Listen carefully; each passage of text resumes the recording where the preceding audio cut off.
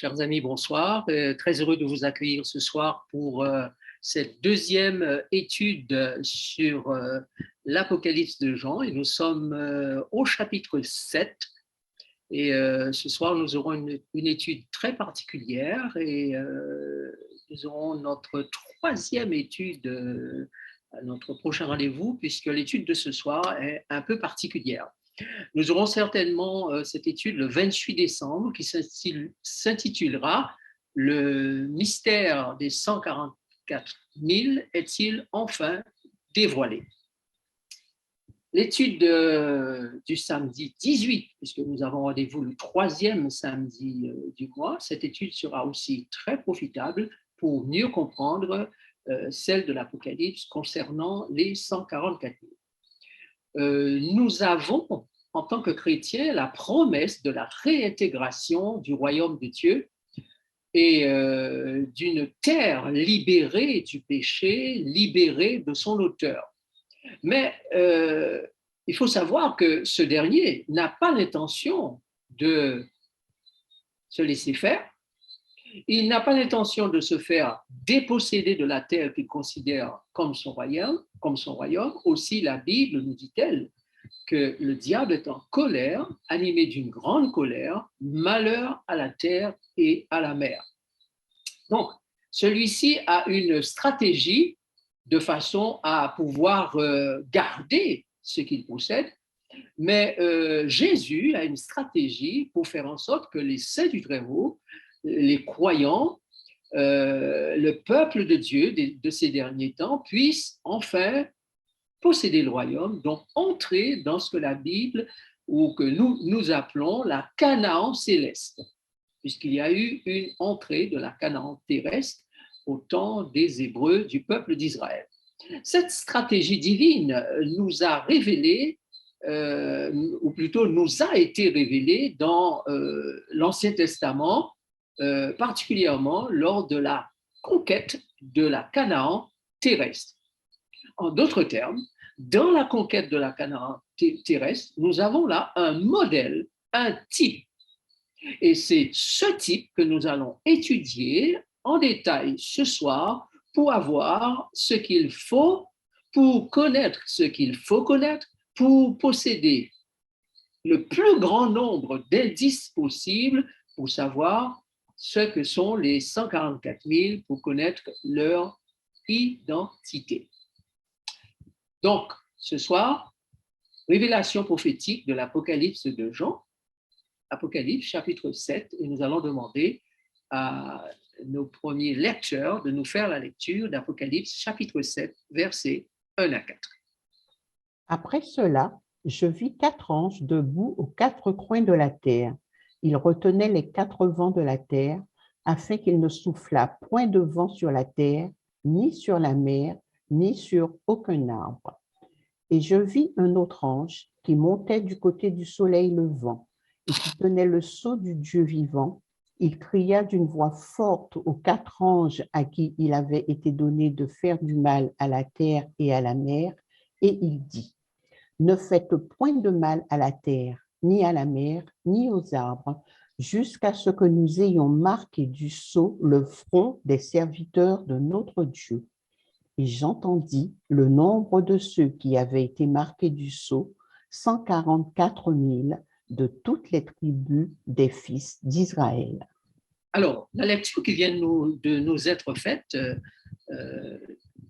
l'Apocalypse chapitre 7, nous révèle qu'il y a bien un peuple qui va être sélectionné, un nombre qui va être sélectionné. Dieu ne nous laisse pas dans l'ignorance. Regardez le texte à l'écran d'Amos chapitre 3, verset 7. Il est dit, car le Seigneur, l'Éternel, ne fait rien sans avoir révélé son secret à ses serviteurs, les prophètes. Donc, les expériences de l'Ancien Testament, nous pouvons nous poser la question, mais à quoi servent-elles? Eh bien, l'Ancien Testament, c'est la mémoire écrite du passé pour que nous soyons mieux à même de vivre avec le présent, de vivre avec le présent, mais aussi avec l'avenir. Nous pouvons aussi nous poser une autre question. En quoi les expériences du passé du peuple hébreu nous aident-elles à mieux comprendre l'identité et le rôle des 144 000? En quoi ces expériences vont-elles aider les saints des derniers jours? Maintenant, regardez ce que dit Paul dans 1 Corinthiens chapitre 10, verset 11. Il dit, ces choses leur sont arrivées pour servir d'exemple. Donc, l'histoire des enfants d'Israël, et ça, j'ai déjà eu l'occasion de le dire, certainement à plusieurs reprises, je pense que vous l'avez retenu, mais il est important de reprendre cela pour ceux qui sont nouveaux sur la plateforme. Ces choses, dit le texte, leur sont arrivées pour nous servir d'exemple. Et elles ont été écrites pour notre instruction à nous qui sommes parvenus à la fin des siècles. Donc, quand nous lisons les histoires de l'Ancien Testament, le texte du Nouveau Testament nous dit que ces histoires nous ont été écrites parce que nous sommes parvenus à la fin des siècles et qu'elles concernent ceux qui sont parvenus à la fin des siècles. Je rappelle que la fin des siècles a commencé avec la venue du Christ.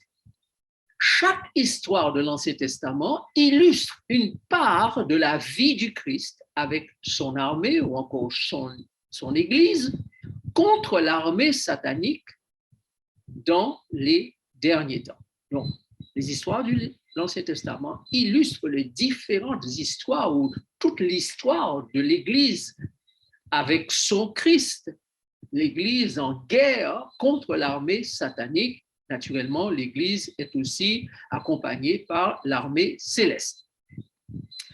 Donc, avant Christ, c'était l'ombre. Donc, désormais, quand vous allez entendre parler de l'ombre, ces choses sont des ombres. Il s'agit de tout ce qui s'est passé avant Christ. La réalité est venue avec Christ. Voilà ce que l'apôtre Paul nous dit dans Colossiens 2, verset 17. C'était, parlant des choses qui se sont passées avec les enfants d'Israël, il dit, c'était l'ombre des choses à venir, mais le corps est en Christ. Donc, ce qui veut dire que les histoires et les prophéties de l'Ancien Testament doivent nous aider à passer de l'ombre à la réalité. Et cette réalité commence avec la venue du Christ sur la terre. Exemple, le sabbat a été donné aux enfants d'Israël, aux Juifs. Mais le sabbat est l'ombre du repos éternel. Goliath, l'histoire de Goliath et de David, nous la connaissons bien, elle est écrite dans l'Ancien Testament. Et elle est l'ombre de la réalité du combat entre le Christ, fils de David, et Satan. L'histoire de Samson, ou Samson, comme disent certains, ombre de la réalité du Christ qui va s'unir à l'humanité étrangère et pécheresse, comme Satan va s'unir à Delilah, portant le poids d'une certaine culpabilité, la culpabilité des péchés de l'humanité, du péché d'Adam et Ève, et qui va payer de sa mort sacrificielle comme Samson a dû payer de sa mort à la fin de sa vie. Et cette mort du Christ, qui elle va être une mort expiatoire. Mais ça a été aussi le jugement du monde. Quand Samson est décédé, il a été tué lors de l'effondrement de la salle où étaient réunis des quantités de gens pour la fête. Eh bien, la Bible dit qu'il a tué plus de monde ce jour-là que pendant tout son ministère. Donc, toute cette histoire de Samson symbolise est l'ombre d'une réalité que nous trouvons en Christ dans son histoire lorsqu'il va écraser la tête du serpent, mais qu'il sera simplement blessé au talon. au talon, pardon. Donc, qu'est-ce qu'il faut comprendre? Simplement que les histoires de l'Ancien Testament sont des histoires à lire avec beaucoup d'attention, car elles symbolisent, elles sont le type de ce qui va se passer dans la réalité, et cette réalité est en Christ, avec Christ. Ainsi, nous pouvons lire dans l'un de ces livres inspirés, Levez les yeux en haut, d'Ellen White, page 347, elle commente et dit ceci: ils prennent l'ombre pour la réalité. Ils ont perdu de vue les gloires du monde éternel. Dieu les invite à porter leur regard au-delà du présent et à ajouter l'éternité à leur vision.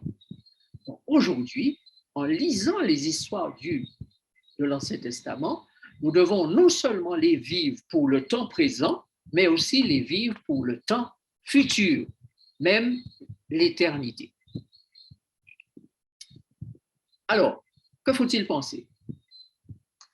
Avant de répondre à la question, nous allons pouvoir lire ensemble Luc chapitre 17, versets 26 à 30, pour voir comment Jésus adopte cette réalité, comment il l'enseigne. Alors, Luc 17, chapitre 26 à 30. Ce qui arriva du temps de Noé arrivera de même au jour du Fils de l'homme.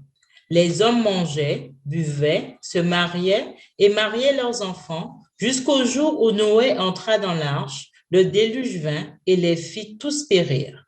Ce qui arrivera du temps de Lot arrivera pareillement.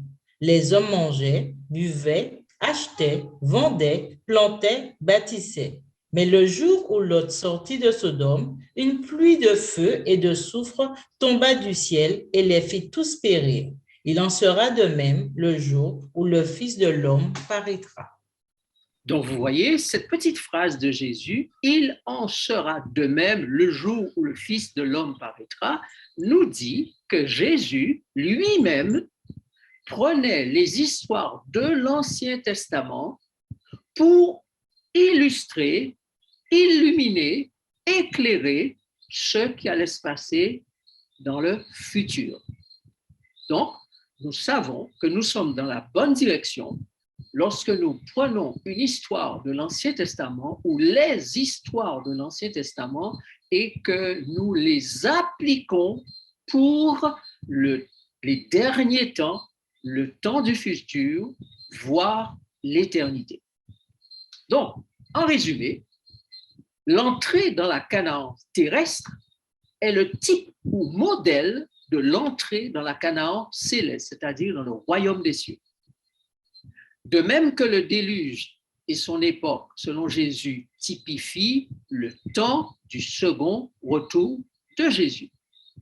Donc, ce qui s'est passé avec Noé, ce qui s'est passé avec Lot et la destruction de Sodome et Gomorrhe sont des illustrations, des types, des modèles de ce qui va se passer à la fin des temps. Pourquoi les 144 000 dans la révélation de Jean n'aurait-il pas un type du modèle ou un modèle, pardon, dans l'Ancien Testament? Puisque 144 000, c'est quelque chose qui appartient au futur. Or, si ça appartient au futur et que dans l'Ancien Testament, Dieu nous donne des histoires et des illustrations et des types et des modèles de ce qui va arriver dans le futur, cherchons alors dans l'Ancien Testament qui sont les 144 000. Est-ce que ceux-ci sont mentionnés dans l'Ancien Testament et de quelle manière? Qu'est-ce que l'Ancien Testament nous dit concernant l'identité de ces 144 000 et le rôle qu'ils ont à jouer? Donc, quel est le meilleur contexte biblique pour trouver la réponse à cette question, celui de l'entrée dans la Canaan terrestre? Je parle de modèle, de contexte biblique pour découvrir la valeur du modèle. Vous vous souvenez que lors de notre étude précédente, notre première étude d'Apocalypse 7, nous nous étions posé certaines questions à partir du livre de Josué. Nous nous étions demandé pourquoi les 12 sacrificateurs, les 12 hommes sélectionnés, un leader mis en valeur, 24 pierres, 40 000 soldats. Alors, n'avez-vous pas, pour ceux qui connaissent l'Apocalypse, l'impression d'entendre des chiffres résonnants dans l'Apocalypse? Il est parlé bien des 12 étoiles. Il est parlé de 12 000 sélectionnés. Il est parlé de leader, l'agneau, 24 vieillards, 144 000. Ce sont des chiffres qui font écho à ce que nous avons dans l'Ancien Testament. Déjà. OK. Maintenant, de quoi ces illustrations de l'Ancien Testament sont-ils le symbole? Vont-elles nous donner des indices sur le mystère des 144 000? Quel rôle les 144 000 jouent-ils dans le scénario d'entrée dans la Canaan céleste, donc la Canaan future? Et pouvons-nous trouver un même rôle joué lors de l'entrée dans la Canaan terrestre? Nous allons donc ce soir examiner en détail l'organisation mise en place par l'Éternel avant l'entrée dans cette ancienne Canaan terrestre. Et nous allons récolter ou essayer de récolter tous les indices qui peuvent éclairer notre lanterne, notre recherche sur les 144 000 symbolisés, typifiés dans ces illustrations de l'Ancien Testament. Et nous pourrons alors répondre à la question, pourquoi la Bible nous parle-t-elle des 144 000? Qui rôle a yo? Quel est le rôle de ce groupe dans l'entrée dans la Canaan céleste? Si on découvre le rôle effectif des personnes qui ont été sélectionnées dans l'Ancien Testament pour être positionnées avant l'entrée dans la Canaan terrestre, ces personnes-là pourraient, et nous le verrons si c'est le cas, typifier, modéliser, symboliser les 144 000. Considérez, chers amis, que Dieu ne fait rien dans le désordre. Et l'entrée dans la Canaan terrestre va se dérouler en 5 phases. Phase 1, phase de préparation spirituelle, physique, morale et mentale du peuple. Phase 2, phase de sensibilisation à la présence divine et du leader choisi de Dieu. Phase 3, phase de collaboration divino-humaine. Phase 4, phase de traversée du fleuve, le Jourdain, avant de poser les pieds sur la terre de Canaan. Et phase 5, phase de souvenir et de conquête. Nous allons maintenant lire les textes qui nous parlent de ces phases. Premier texte. Josué 3, verset 5. Josué dit au peuple, sanctifiez-vous, car demain l'Éternel fera des prodiges au milieu de vous. Et Josué dit aux sacrificateurs, portez l'arche de l'Alliance et passez devant le peuple. Ils portèrent l'arche de l'Alliance et ils marchèrent devant le peuple. L'Éternel dit à Josué, aujourd'hui, je commencerai à t'élever aux yeux de tout Israël, afin qu'ils sachent que je serai avec toi comme j'ai été avec Moïse. Lorsque toute la nation eut achevé de passer le Jourdain, l'Éternel dit à Josué, prenez 12 hommes parmi le peuple, un homme de chaque tribu. Donnez-leur cet ordre, enlevez d'ici au milieu du Jourdain, de la place où les sacrificateurs se sont arrêtés, de pied ferme, 12 pierres que vous emporterez avec vous et que vous déposerez dans le lieu où vous passerez cette nuit. Josué appela les 12 hommes qu'il choisit parmi les enfants d'Israël, un homme de chaque tribu. Et il leur dit, passez devant l'arche de l'Éternel, votre Dieu, au milieu du Jourdain, et que chacun de vous charge une pierre sur son épaule, selon le nombre de tribus des enfants d'Israël. Les sacrificateurs qui portaient l'arche de l'alliance de l'Éternel s'arrêtèrent de pied ferme sur le sec, au milieu du Jourdain, pendant que tout Israël passait à sec, jusqu'à ce que toute la nation eût achevé de passer le Jourdain. Josué dressa aussi 12 pierres au milieu du Jourdain, à la place où s'étaient arrêtés les pieds des sacrificateurs qui portaient l'arche de l'Alliance, et elles y sont restées jusqu'à ce jour. Environ 40 000 hommes équipés pour la guerre, et prêts à combattre, passèrent devant l'Éternel dans les plaines de Jéricho. Voilà, merci beaucoup.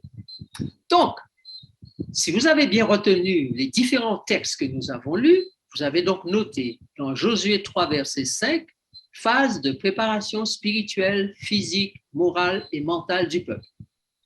Phase, Josué 3, versets 6 et 7, phase de sensibilisation à la présence divine et du leader choisi par Dieu. Josué 4, versets 1 à 5, phase de collaboration divino-humaine. Maintenant, ces phases-là ont des correspondances dans le Nouveau Testament. N'est-ce pas? Donc, nous aurons une phase 1, phase de sanctification, de purification du sanctuaire, une phase 2, phase de la formation du caractère au nom de Jésus dans chaque membre, au nom de Jésus et dans chaque membre, élévation de Jésus dans chaque cœur, le leader en question, et la phase 3, ou la phase des choisis, les 12 000, et vous allez noter que les phases 1, 2 et 3 dans le Nouveau Testament, donc à la fin des temps, ces phases-là vont ensemble avec ce qui est connu dans l'Apocalypse 10, verset 11, comme la phase de prophétisation. Mais nous reviendrons en détail sur toutes ces choses. Alors, on va lire maintenant les textes que nous venons de citer. Que celui qui est injuste soit encore injuste, que celui qui est souillé se souille encore, et que le juste pratique encore la justice, et que celui qui est saint se sanctifie encore. Donc, vous voyez que dans ce texte, il y a donc une activité de justification, de sanctification. Et quand l'activité est terminée, celui qui la termine, Jésus lui-même, dit que celui qui est injuste soit encore injuste, que celui qui est souillé se souille encore, que le juste pratique encore la justice et que celui qui est saint se sanctifie encore. Je regardai, et voici l'agneau se tenait sur la montagne de Sion, et avec 844 000 personnes qui avaient son nom et le nom de son Père écrit sur leur front. Alors, nous avons décrit la deuxième phase comme étant une phase de description du caractère. C'est une phase du Nouveau Testament où il est dit qu'il y a le nom du Père et le nom. Or, on sait que le nom symbolise le caractère. D'accord? Mais nous reviendrons sur ces explications, ces différentes phases, pour que vous puissiez mieux comprendre les correspondances. Ne faites point de mal à la terre, ni à la mer, ni aux arbres, jusqu'à ce que nous ayons marqué du sceau le front des serviteurs de notre Dieu. Donc ici, vous voyez la phase de sélection. Les serviteurs de Dieu sont sélectionnés, ils sont marqués du sceau. Et j'entendis le nombre de ceux qui avaient été marqués du sceau, 144 000, de toutes les tribus des fils d'Israël. Alors, vous avez noté que lorsque le texte d'Apocalypse vous a été lu au départ, il est dit 12 000, 12 000, 12 000. Donc, ici, vous avez le total de ces 12 000. Donc, dans l'Ancien Testament, c'est 12 qui sont choisis et dans le Nouveau Testament, c'est 12 000. Ce qui s'est fait à petite échelle lors de l'entrée en Canaan terrestre va se faire maintenant à grande échelle à la fin des temps. Phase 4. Nous avons considéré les 3 premières phases. Maintenant, la phase 4, c'est celle du baptême d'eau et d'esprit de tout le peuple. Dans l'approche de la Canaan céleste, de même que les enfants d'Israël ont traversé le Jourdain, à la fin des temps, il y aura une phase baptême d'eau, baptême de l'esprit de tout le peuple. L'esprit sera déversé sur toute chair, comme l'a annoncé Joël et Pierre et on appelle ça la pluie de l'arrière-saison. Maintenant, regardez ce que dit le texte de Paul de 1 Corinthiens chapitre 16, versets 1 et 2, et le texte de Pierre dans 1 Pierre 3, versets 2 et 21, qui compare la traversée de l'eau du déluge, la traversée de la mer Rouge et donc du Jourdain comme un baptême.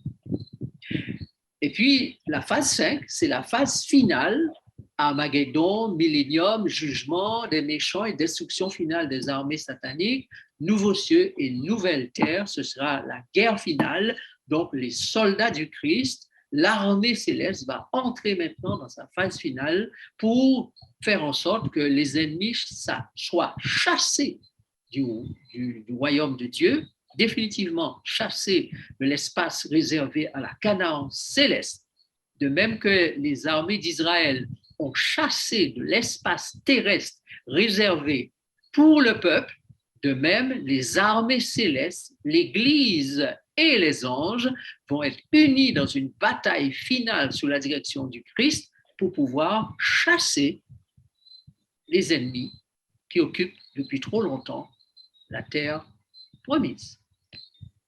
Voici les textes.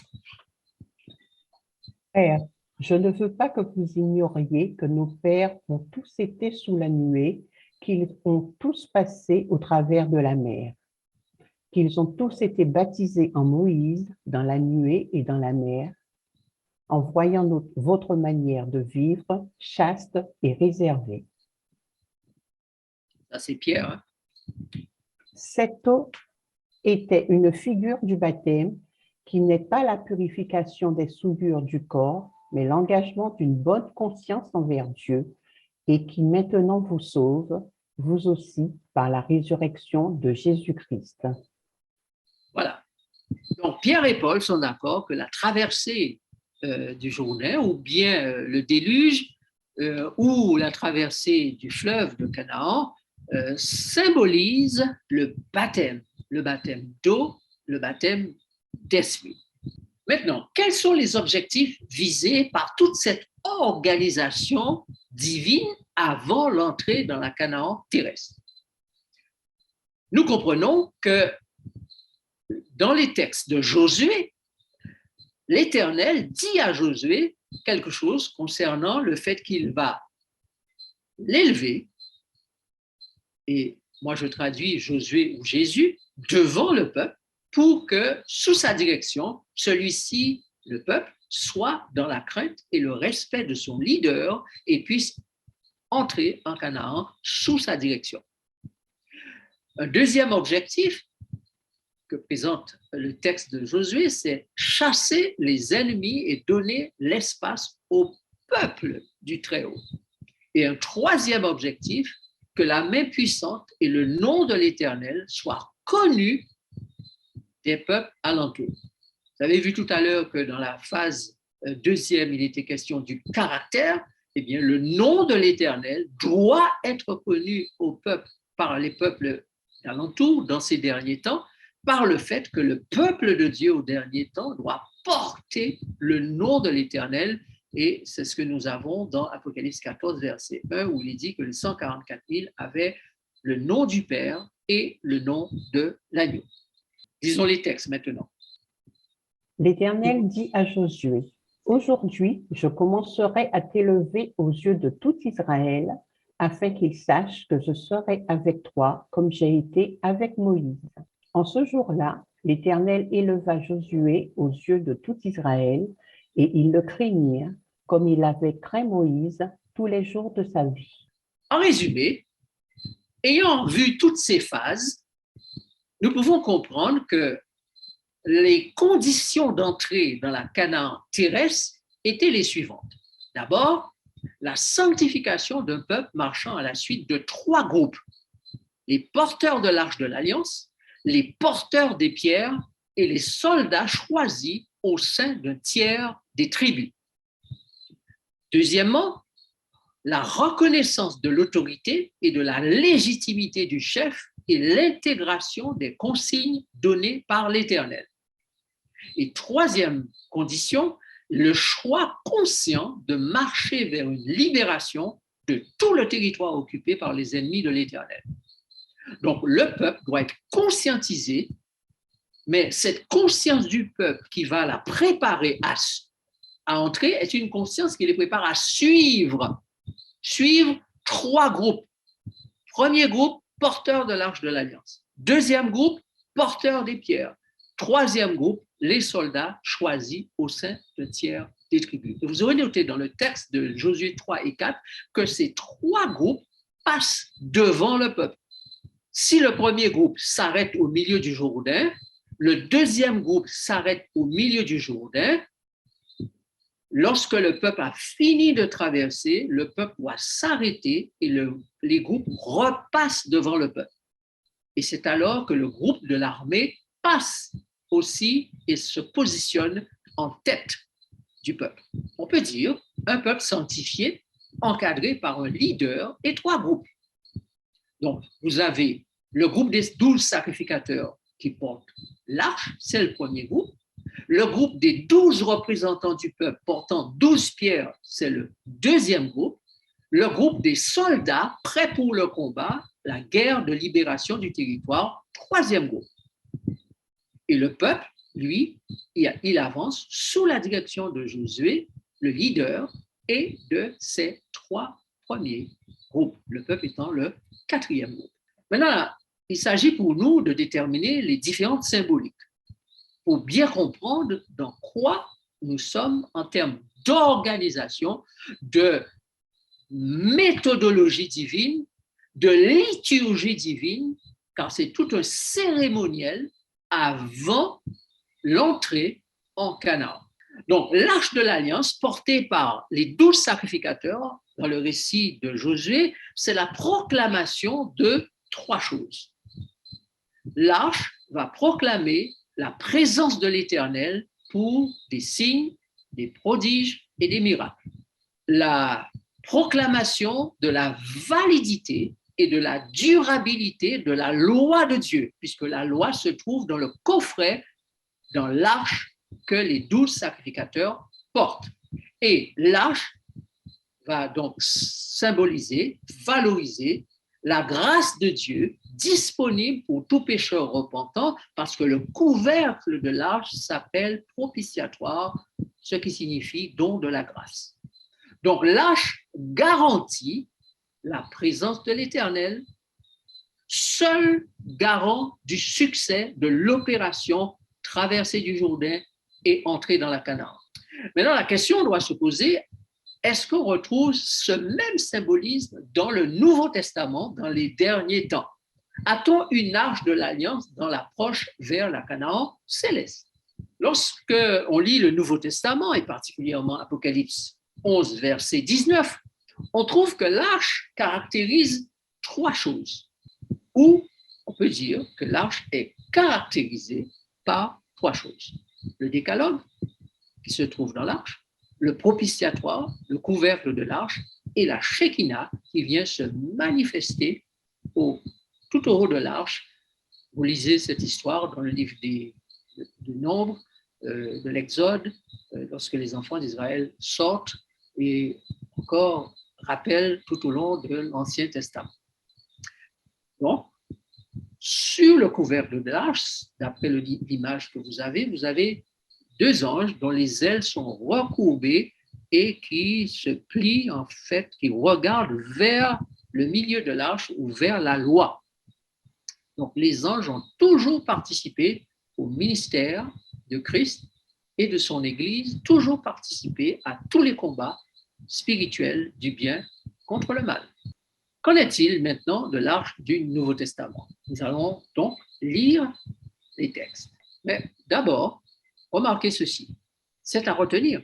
Je résume et je dis qu'il en sera de même dans l'acte final avant l'entrée du peuple de Dieu dans la Canaan céleste. Donc, tous les types que nous avons lus jusqu'ici vont se répéter à une autre dimension alors que nous approchons l'entrée dans la nouvelle Jérusalem ou encore dans la Canaan céleste ou encore des nouveaux cieux et de la nouvelle terre. Et pour cela, l'Éternel doit être reconnu dans nos vies La loi de l'Éternel, donc il doit être élevé dans nos vies, comme Moïse, comme Josué, comme le Christ devait être élevé dans nos vies pour le Christ actuellement et devant le peuple d'Israël à l'époque, pour Moïse et Josué, qui étaient les leaders. Donc la loi doit être inscrite dans nos cœurs, la grâce divine doit être répandue sur nous tous, sur toute chair, pour que quiconque veuille être sauvé invoque le nom de Jésus. D'où le fameux message des trois anges qui invitent le peuple à tout cela avant l'entrée en Canaan. Donc, le ministère autour de l'arche, c'est celui-ci qui permet tout cela et qui prépare les hommes et les femmes à entrer dans la Canaan céleste. Voilà pourquoi l'arche quitte d'abord le territoire ancien pour aller vers le territoire nouveau. S'arrête au milieu du Jourdain, le peuple passe, l'arche passe à nouveau devant le peuple et le peuple peut ainsi entrer dans la nouvelle terre à l'époque. Cette symbolique va se répéter en la réalité où l'ombre, comme nous l'avons dit au départ, va devenir réalité à la fin des temps. L'Éternel doit être reconnu dans nos vies, sa loi doit être inscrite dans nos cœurs, le caractère divin, n'est-ce pas? Sa grâce doit être répandue sur toute chair, de façon à ce que quiconque invoque le nom du Seigneur puisse passer le fleuve, passer dans la Canaan céleste. Donc, la symbolique de l'arche dans le Nouveau Testament se trouve dans Apocalypse chapitre 11, versets 15 à 19.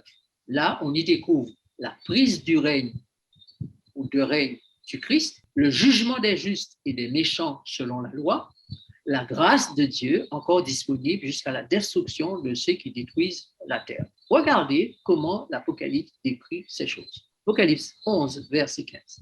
Le septième ange sonna de la trompette. Il y eut dans le ciel de fortes voix qui disaient: le royaume du monde est remis à notre Seigneur et à son Christ, et il régnera au siècle des siècles.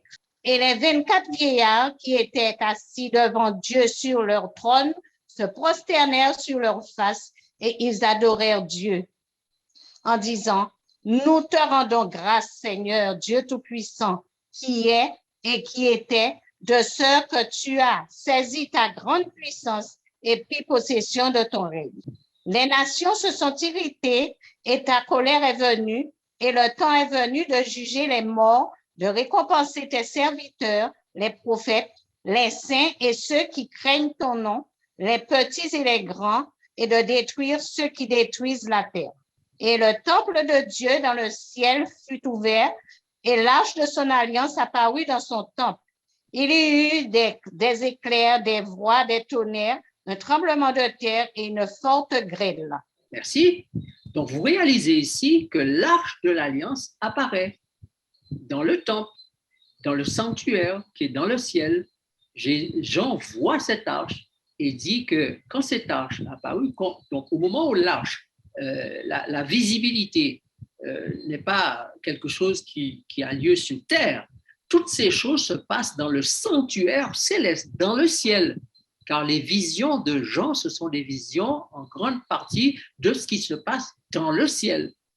Donc, puisque Jésus est reparti, il est parti vers le ciel, et c'est là qu'il exerce son ministère.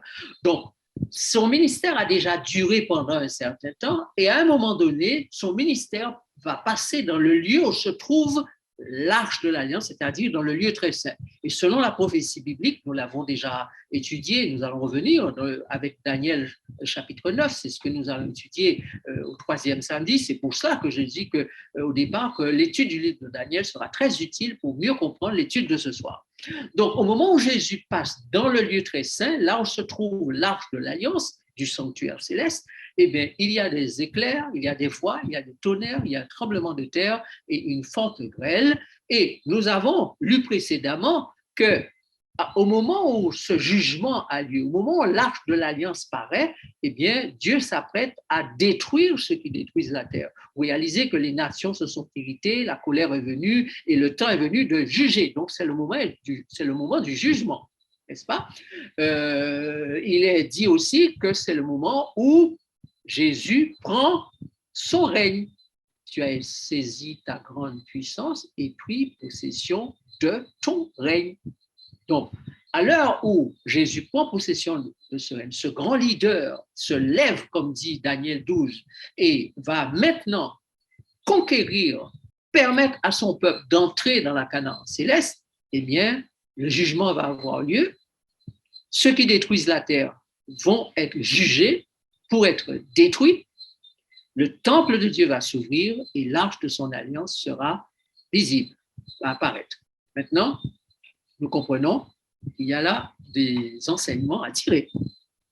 Souvenez-vous que la symbolique et le rôle des sacrificateurs dans l'Ancien Testament.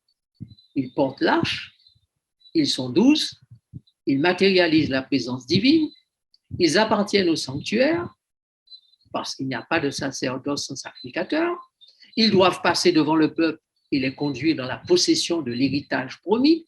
Ils sont étroitement associés au symbolisme de l'arche, et là je parle particulièrement des hommes qui reçoivent les pierres ainsi que ceux qui portent l'arche. Donc les 12 qui portent l'arche ainsi que les 12 qui portent les pierres sont étroitement associés au déplacement de l'arche. On peut dire que ceci matérialise la présence divino-humaine du sanctuaire.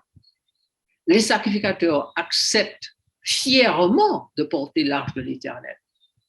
Et c'est par leur action que l'Éternel est élevé devant le peuple, que la présence de l'Éternel est honorée devant le peuple. L'Éternel qui est celui qui doit faire pour ce peuple des prodiges et des miracles. C'est par l'action des sacrificateurs qu'est proclamée la validité, la durabilité de la loi de l'Éternel qui est dans l'arche. C'est par les mêmes actions de ces sacrificateurs et qui portent l'arche que la grâce de Dieu est rappelée à la mémoire d'Israël, le salut est proclamé, la propitiation est proclamée, le Dieu qui va sauver son peuple de l'esclavage et l'emmener dans la terre du repos est aussi proclamé. L'amour divin pour son peuple est mis à l'honneur. Donc, c'est bien dans cette représentativité du peuple par les sacrificateurs, donc, que le sacerdoce royal est mis en avant, que les messages qui glorifient Dieu sont ainsi proclamés, pas virtuellement, mais pratiquement, concrètement, devant le peuple. Dieu le Créateur, Dieu le Libérateur est proclamé, le caractère de sa loi est proclamé, n'est-ce pas? Donc, ils sont les porte-paroles de Dieu. Mais on note aussi que ces sacrificateurs sont issus du peuple, tribu de Lévi. On note que les 12 qui sont choisis pour porter les pierres sont aussi sélectionnés et ils viennent du peuple. Ça doit faire tilt dans notre tête. À la fin des temps, Dieu aura-t-il un peuple particulier pour mettre à l'honneur sa loi, son caractère, son amour, sa grâce? Aura-t-il un peuple pur, saint, sanctifié? À la fin des temps, va-t-on trouver une sélection de ces personnes parmi tous les chrétiens du monde, car tous les chrétiens du monde symbolisent le peuple de Dieu, l'Israël des derniers temps, mais au sein de cet Israël des derniers temps, y aura-t-il 12 ou 12 000 sélectionnés pour accomplir une mission spéciale, celle de la traversée du Jourdain, celle de conduire le peuple, d'être des lumières pour le peuple pour qu'il traverse le fleuve et entre en Canaan? Réfléchissons. 12 sélectionnés, 12 sacrificateurs. 12 sélectionnés, 12 porteurs de pierres. Les deux groupes sont donc des instruments entre les mains de l'Éternel pour ouvrir la voie vers la Canaan. Ils sont donc les premiers, les prémices à se positionner pour l'ouverture du fleuve pour l'entrée dans la Canaan, pour la séparation des eaux. Rôle intéressant, n'est-ce pas? Alors, pour ceux qui peuvent rapidement traverser le temps et arriver dans les derniers temps, cela vous rappelle le rôle d'un certain groupe en ces derniers temps, n'est-ce pas? Apocalypse 14. Josué 3, verset 3. On s'apprête à terminer. On va lire ces textes maintenant. Mieux Et donner cette...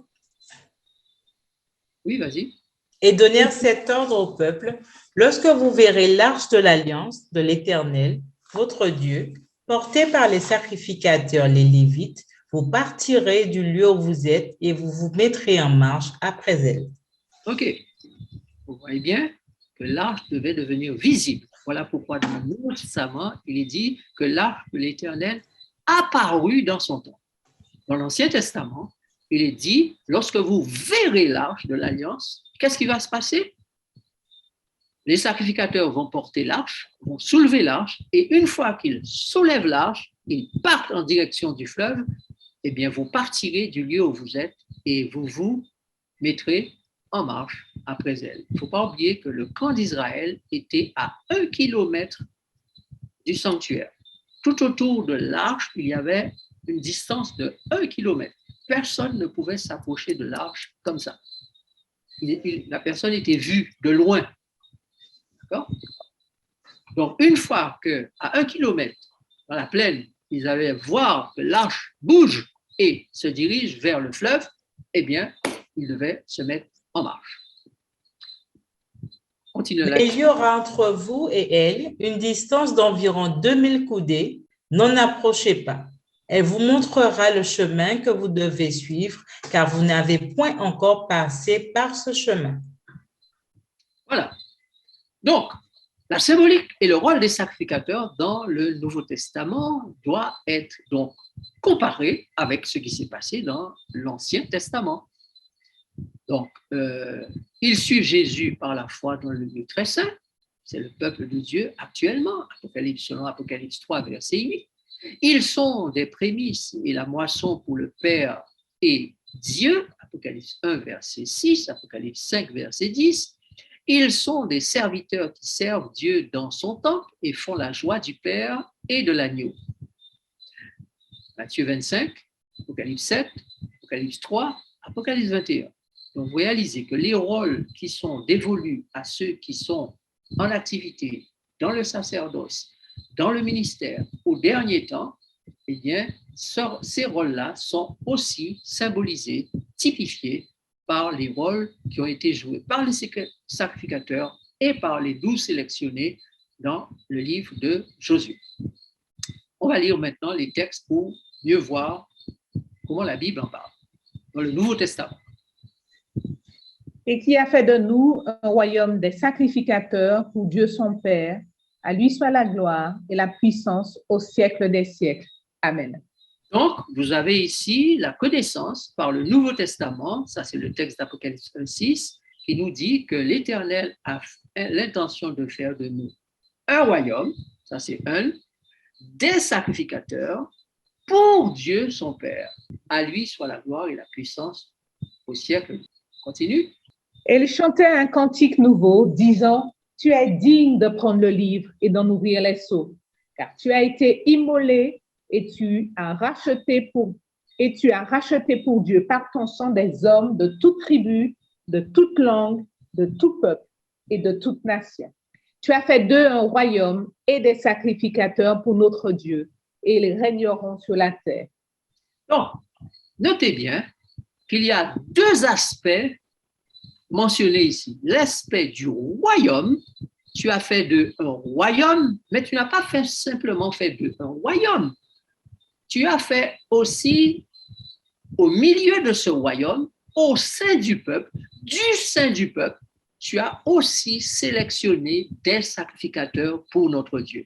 Donc, non seulement Jésus va faire en sorte que Dieu possède le royaume, mais il va faire en sorte aussi que ce même Dieu, du sein du peuple, possèdent ce que la Bible appelle les sacrificateurs. Car vous avez noté dans Josué que le peuple n'était pas le sacrificateur. Les sacrificateurs n'étaient pas le peuple.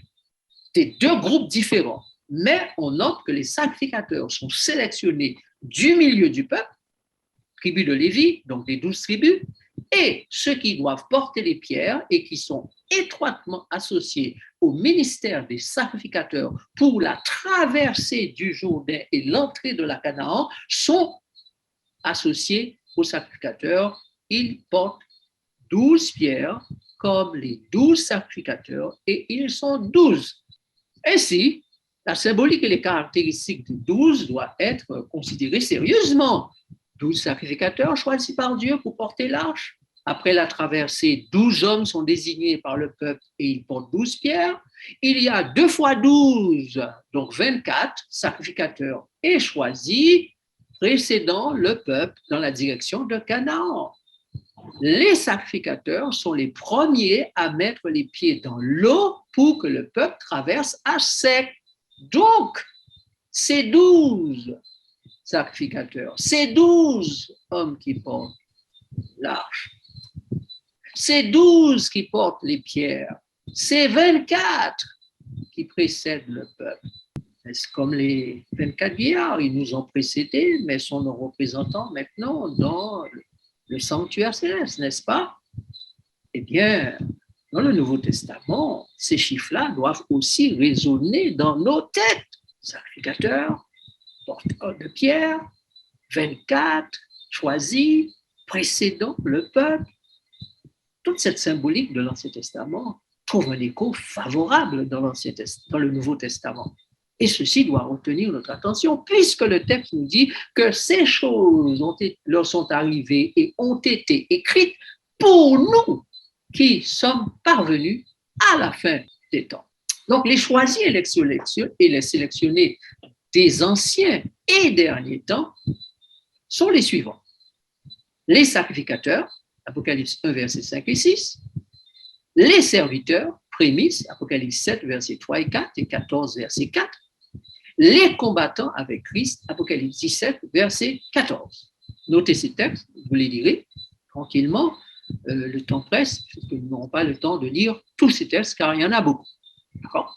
Mais vous notez ces 3 groupes. Le groupe des sacrificateurs, le groupe des serviteurs, prémices, et le groupe des combattants avec Christ sont les 3 groupes qui vont précéder le peuple, marcher devant le peuple de façon à faire la conquête de la Canaan céleste, du royaume de Dieu, du royaume des cieux, pardon. Regardez le texte biblique, Apocalypse 1, verset 5. Disons. Et de la part de Jésus-Christ, le témoin fidèle, le premier-né des morts et le prince des rois de la terre, à celui qui nous aime, qui nous a délivrés de nos péchés par son sang, et de la part de Jésus-Christ, le témoin, et qui a fait de nous un royaume des sacrificateurs pour Dieu son Père. À lui soit la gloire et la puissance au siècle des siècles. Amen. Ne faites point de mal à la terre, ni à la mer, ni aux arbres, jusqu'à ce que nous ayons marqué du sceau le front des serviteurs de notre Dieu. Et j'entendis le nombre de ceux qui avaient été marqués du sceau, 144 000 de toutes les tribus des fils d'Israël. Ce sont ceux qui ne se sont pas souillés avec des femmes, car ils sont vierges. Ils suivent l'agneau partout où il va. Ils ont été rachetés d'entre les hommes comme des prémices pour Dieu et pour l'agneau. Ils combattront contre l'agneau et l'agneau les vaincra parce qu'il est le Seigneur des seigneurs et le Roi des rois et les a appelés, les élus et les fidèles qui sont avec lui, les vaincront aussi. Donc, dans ces textes que nous avons lus, vous aurez donc noté qu'il y a les 3 groupes mentionnés, sacrificateurs, porteurs de pierres et combattants. Maintenant, le schéma d'organisation d'hier, c'est-à-dire pour la Canaan terrestre, est le même schéma d'organisation pour la Canaan céleste. Quel est le schéma? Numéro 1, vous avez la visite du camp et les instructions données au peuple. C'est ce que nous lisons dans Josué chapitre 3. et que nous retrouvons dans Apocalypse 1, versets 12 à 13 et 20, où Jésus lui-même fait la visite de ses églises. D'accord? Et il donne des instructions dans les 7 lettres aux 7 églises. Deuxièmement, vous avez la sanctification du peuple, c'est ce que vous trouvez dans 1 Thessaloniciens chapitre 5, verset 23, et ce que nous avons lu dans Apocalypse 22, verset 11. La manifestation de l'arche de l'Alliance, Apocalypse 11, verset 19, que nous avons lu, et le passage du fleuve du Jourdain. Et vous trouvez dans Apocalypse 16, verset 12, cette fois, ce n'est pas le Jourdain qui est mentionné, mais l'Euphrate qui doit être mis à sec pour le passage de ceux des rois qui viennent de l'Orient. Cinquièmement, en termes de schéma d'organisation, vous avez le choix des 12 hommes qui sont le signe au sein du peuple et des 12 porteurs de pierre. Et dans Apocalypse chapitre 21, versets 14 et 12, là encore, il est mentionné les 12 pierres qui sont au fondement de la Nouvelle Jérusalem et qui symbolisent différentes catégories du peuple de Dieu. Sixièmement, les 12 pierres dressées dans le fleuve, puisque Josué a choisi lui-même 12 pierres et les a positionnées dans le fleuve avant que l'eau ne se referme sur la terre, ne revienne sur la terre des deux côtés et que les pierres soient immergées et disparaissent à tout jamais. Donc, ce qui symbolise un passé révolu. Dans Apocalypse 20, verset 14, là, nous avons l'action pour un passé révolu. Le lac de feu qui va tout détruire et permettre ainsi à toute cette histoire terrestre du péché d'entrer dans les oubliettes, d'entrer dans le passé et pour l'éternité. Et enfin, septième phase du schéma d'organisation, c'est le positionnement des soldats prêts pour la guerre et possession du pays promis, selon Apocalypse 7, verset 14, où il dit qu'ils combattront avec l'agneau et ils vaincront. Donc, les 12 hommes et les 12 pierres, selon Josué chapitre 4, verset 1 à 8, 12 pierres dans le fleuve, 12 pierres sur la terre. Notez cela, 12 dans le fleuve, 12 sur la terre. Quel message pour aujourd'hui et quelle motivation pour les croyants? Quelle est la symbolique par rapport aux 144 000? Peut-on savoir vraiment qui ils sont et en quoi leur existence impacte l'Église d'aujourd'hui? Donc, c'est ce que nous allons découvrir la prochaine fois. Donc, ce soir, nous avons listé tout un tas d'indices pour vous essayer de vous donner un petit aperçu de la symbolique de l'Ancien Testament, des types de l'Ancien Testament et de la réalité du Nouveau Testament. On a parlé d'ombre et de réalité. Donc, la prochaine fois, nous allons nous attacher plus particulièrement à faire davantage la correspondance et la précision. Nous allons avoir des réglages fins maintenant pour voir jusqu'où nous pouvons arriver dans la compréhension de l'identité et du rôle des 144 000 à l'approche de l'entrée dans la Canaan céleste. Donc, nous avons lu tous ces textes, vous pourrez les voir, les relire chez vous tranquillement et faire en sorte de mieux comprendre ce que la Bible nous enseigne. Désormais, quand vous lisez l'Ancien Testament, lisez comme des instructions données à ceux qui vivent dans les derniers temps. Prions maintenant. Notre Père Céleste, nous te remercions pour ce moment que tu nous as permis de passer ensemble dans l'étude de ta parole. La prochaine fois, nous allons préciser, nous irons plus loin pour comprendre le rôle que tu as confié aux 12 000, aux 144 000 dans ces derniers temps. S'ils font partie de la stratégie que tu as pour la conquête de Canaan, alors il est important pour nous de comprendre le rôle. Prions que tu nous inspires, prions que tu nous donnes l'intelligence de comprendre ces choses afin qu'elles servent à notre préparation pour le temps, mais aussi pour l'éternité. Fais du bien à tout un chacun. Nous te remercions au nom de Jésus. Amen.